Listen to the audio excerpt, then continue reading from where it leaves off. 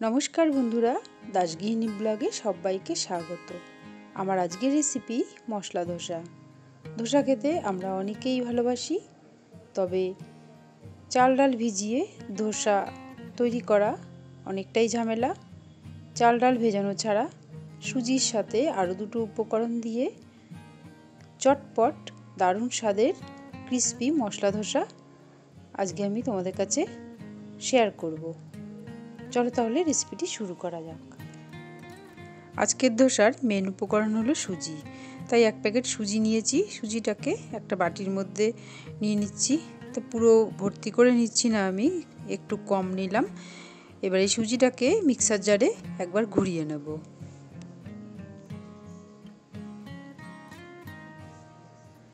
সুজিটাকে আরও একটু মিহি করে নিয়েছি। এবার একটা বড় বোলের মধ্যে ঢেলে নিচ্ছি।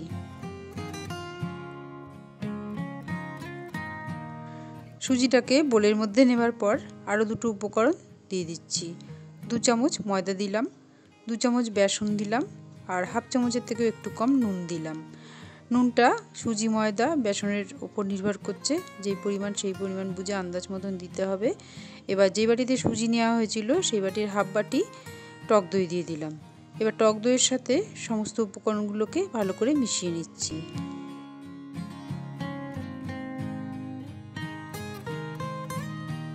দইয়ের সাথে উপকরণগুলোকে মিশিয়ে নেবার পর এবার অল্প অল্প জল দিয়ে ব্যাটারটা তৈরি করে নেব। একবারে বেশি করে জল দিলে ব্যাটার পাতলা হয়ে যেতে পারে, আর পাতলা হয়ে গেলে ধোসা কিন্তু একদমই উঠতে চাইবে না। তা সেই জন্য অল্প অল্প করে জল দিয়ে ব্যাটারের ঘনত্বটা দেখে নেব যে ধোসার করার পজিশনে ঘনত্বটা হয়েছে নাকি। এই ধোসার সাথে নারকেলের চাটনির ভিডিওটা আমি আজকে দিচ্ছি না, ভিডিওটা দিলে অনেকটাই বড় হয়ে যেত। সেই জন্য আমি আগের ভিডিওতে নারকেলের চাটনির ভিডিও শেয়ার করেছি, তোমরা চাইলে আগের ভিডিওতে গিয়ে দেখে নিতে পারো। ধোসার জন্য ব্যাটার একেবারে রেডি। এবার ঢাকা দিয়ে আধ ঘন্টা রেস্টের জন্য রেখে দিলাম। ততক্ষণে ধোসার জন্য একটা মশলা পুর তৈরি করে নেব। তার জন্য কড়াইতে তেল দিয়েছি আর 1 মুঠো বাদাম দিয়ে দিলাম, সল্টের বাদাম। বাদামটাকে লাল লাল করে ভেজে তুলে নিচ্ছি। বাদাম ভেজে তুলে নেবার পর ওই তেলের মধ্যেই 3টে শুকনো লঙ্কা ফোড়ন দিলাম, আর দিলাম হাফ চামচ কালো সর্ষে। সর্ষে আর লঙ্কা ভেজে নেবার পর 2 চামচ আদা কুচনো দিয়ে দিলাম। এবার আদা কুচনোটাকেও একটু ভেজে নিচ্ছি। এবার এই ফোড়নের মধ্যে 10-15টা কারি পাতা দিলাম। কারি পাতাটাকে একটু লাল লাল করে ভেজে নিচ্ছি। তারপর দিলাম বড় সাইজের একটা পেঁয়াজ কুচনো, পরিমাণ মতো নুন, হলুদ, আর দিলাম 1 চামচ লঙ্কার গুঁড়ো, আর দিয়ে দিলাম 5-6টা কাঁচা লঙ্কা কুচনো। এবার এগুলোকে সব একসাথে একটু লাল করে ভেজে নিচ্ছি। 2টো বড় সাইজের আলু সেদ্ধ করে নিয়েছি। সেদ্ধ আলু দুটো ম্যাশ করে এই ভাজা মশলার মধ্যে দিয়ে দিচ্ছি। এবার এই সেদ্ধ আলুটাকেও এই মশলার সাথে আরও 2 থেকে 3 মিনিট ভেজে নিচ্ছি। এইভাবে ধোসার মশলার পুরটা 2 থেকে 3 মিনিট ভাজা ভাজা করে নিয়েছি। এবার এর মধ্যে ওই ভেজে রাখা বাদামটা দিয়ে দিলাম। বাদামগুলো আমি একটু ভেঙে ভেঙে দিয়েছি। এবার এই ভাঙা বাদামগুলো এই মশলার পুরটার সাথে নেড়ে মিশিয়ে দিচ্ছি। তো এইভাবেই আমি ধোসার মশলা পুরটা তৈরি করে নিলাম। এইদিকে ধোসার পুর তৈরি করতে করতে সুজির ব্যাটারটাও কিন্তু সেট হয়ে গেছে। এবার এর মধ্যে 1 চামচ চিনি দিয়ে দিলাম, আর সুজি ভিজে ব্যাটারটা বেশ ঘন হয়ে গেছে, সেই জন্য অল্প করে জল দিয়ে ব্যাটারটাকে আবার একটু পাতলা করে নিচ্ছি।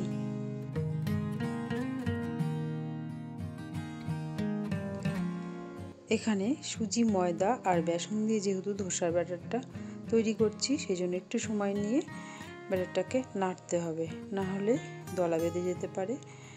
এইভাবে নাড়তে নাড়তে যখন ব্যাটারটা এরকম পর্যায়ে আসবে তখন ধোসার জন্য একদম রেডি।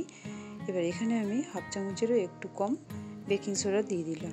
বেকিং সোডাটাকেও একটু নেড়ে চেড়ে মিশিয়ে নিলাম ব্যাটারের মধ্যে। তো এইভাবে ধোসার জন্য ব্যাটারটা রেডি করে নিলাম।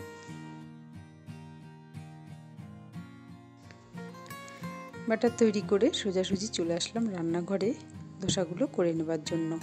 তাওয়া বসিয়ে দিয়েছি। এবার তাওয়াটাও গরম হয়ে গেছে, তাওয়ার মধ্যে তেল দিয়ে দিলাম, তেলটাকেও মুছে নিলাম। তাওয়াটাকে এবার ঠান্ডা করার জন্য জলের ছিটা দিয়ে দিলাম, জলটাকেও একটা পরিষ্কার কাপড় দিয়ে মুছে নিলাম। এই সময় গ্যাসের ফ্লেমটাকে একদম লো মিডিয়ামে রেখে এক হাতা ব্যাটার নিয়ে তাওয়ার মাঝখানটায় দিয়ে হাতার পেছন দিক দিয়ে গোল করে ঘোরাতে ঘোরাতে ব্যাটারটাকে ছড়িয়ে দিলাম।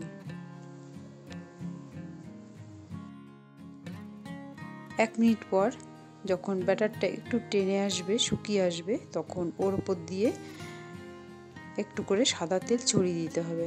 তারপর একটা খুন্তি বা ব্রাশ দিয়ে তেলটাকে ধোসার মধ্যে মাখিয়ে দিতে হবে। ধোসা করতে খুব বেশি সময় লাগে না, 2 থেকে 3 মিনিট লাগে। তো 2 থেকে 3 মিনিট পর যখন ধোসাটা এরকম একটা লালচে ভাব চলে আসবে, তখন বুঝে নিতে হবে ধোসাটা রেডি। এবার এই আলুর মশলা পুরটাকে খানিকটা আমি দিয়ে দিলাম। এই মশলা পুরটা সমেত ধোসাটাকে এবার রোল করে নিচ্ছি। তো এইভাবেই মশলা ধোসা আমি তৈরি করে নিলাম। এখন আমার এই ধোসা কতটা ক্রিস্পি হয়েছে তোমাদের কাঁটা চামচ দিয়ে দেখিয়ে দিচ্ছি। ধোসা যতটা ক্রিস্পি হয়েছিল ততটাই কিন্তু খেতে দুর্দান্ত হয়েছিল। তোমাদের যদি ভালো লেগে থাকে তাহলে তোমরাও বাড়িতে চাল ডাল ভেজানোর ঝামেলা না করে এরকম সুজি, ময়দা আর বেসন দিয়ে কিন্তু চটপট বাড়িতে বানিয়ে ফেলতে পারো। খেতে কিন্তু দুর্দান্ত হয়। এখন আমি গরম গরম ধোসা নারকেলের চাটনির সাথে পরিবেশন করছি। ভিডিওটি তাহলে আজ এই পর্যন্তই। সবাই সুস্থ থাকবে, ভালো থাকবে। ভিডিওটি ভালো লাগলে লাইক, কমেন্ট, আর আমার চ্যানেলে নতুন কোনো বন্ধু এসে দেখলে চ্যানেলটিকেও সাবস্ক্রাইব করে পাশে থাকার অনুরোধ রইল। আবার আসবো নতুন কোনো ভিডিও নিয়ে, ততক্ষণের জন্য ধন্যবাদ।